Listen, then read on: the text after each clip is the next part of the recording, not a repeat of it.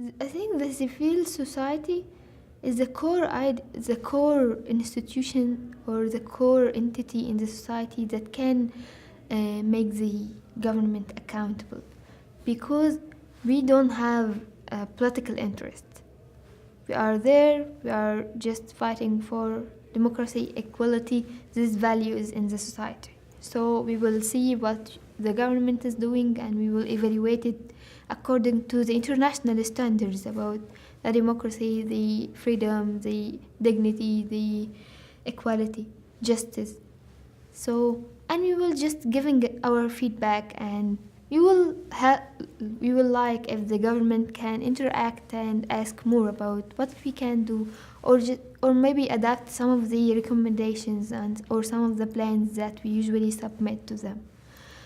But in most of the Arab countries, and I would say that in Egypt also, they are not adapting any of these plans and they usually ignore these reports.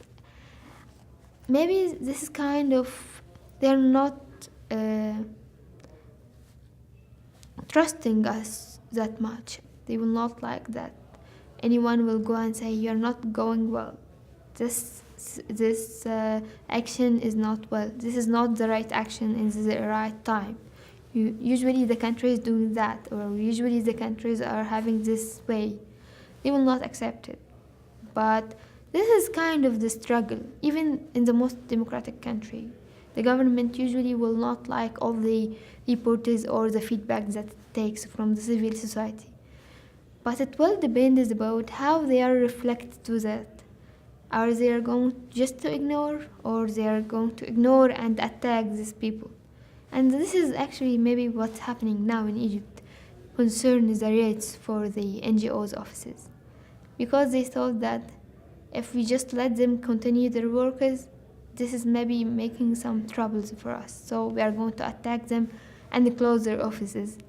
And after this, when this happened, actually, I was sitting with some of the human rights activists and we said, what will happen if they close the offices? And I told them, nonsense, we are going to go and work from the streets. We have the streets, and usually we don't use our offices to work.